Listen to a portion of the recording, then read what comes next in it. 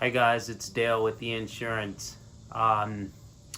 First off, don't mind my battle wounds today.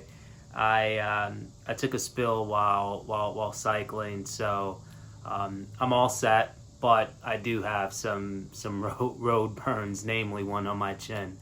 But it was fun. It was worth it. Today we're going to talk about an article. It's called or titled "Are Insurance Settlements Taxable Income?" Right? Once again, it's a touchy subject because it has to do with tax, and with all things related to tax, we want to preface this with: please speak to your accountant or your tax professional before implementing any of the strategies that we talk about or discuss in this article or this vlog. It just makes sense when it comes to taxes. It's truly important. It can be very confusing, so it's always nice to run it off of to bounce your ideas off a professional. But taxable income there's a spotlight shined on it because that is the key factor in deriving how much tax you're going to pay, right? So most people try to get that number, the size of that taxable income, as small as they possibly can. So when thinking about insurance settlements, a good rule of thumb is in tax treatment.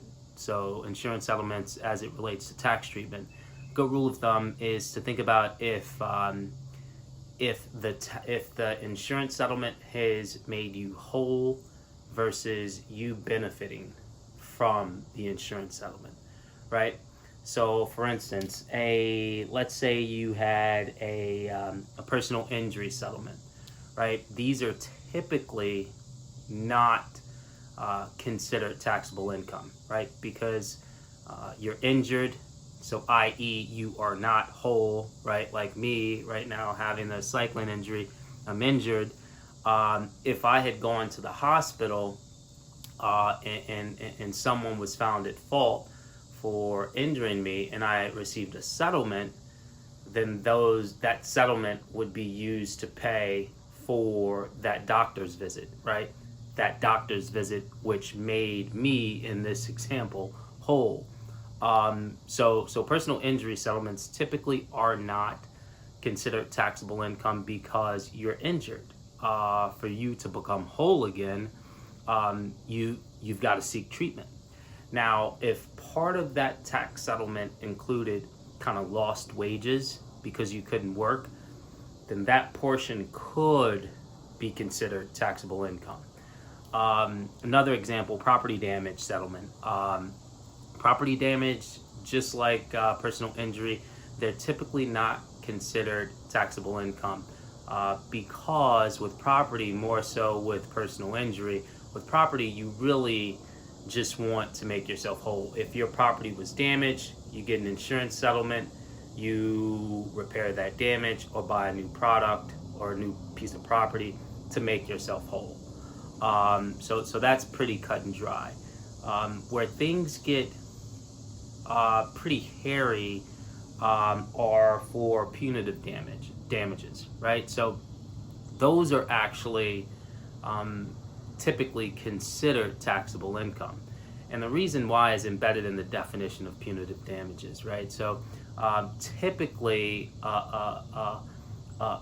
punitive damages are awarded to inhibit certain behavior, right? So by definition, the plaintiff is made better off by the damages at the expense of the defendant, right? Because they're trying to discourage that behavior again from the defendant. So it's an outsized amount to convey that message. In such a case, because you have been made better off by this settlement, it could and often is considered taxable income. Once again, topic deals with taxes, so please, before you do anything drastic or take on any particular strategy, talk to your accountant or your tax professional. But hopefully this has been helpful. Thanks for stopping by. We'll chat next week. Thank you. Bye.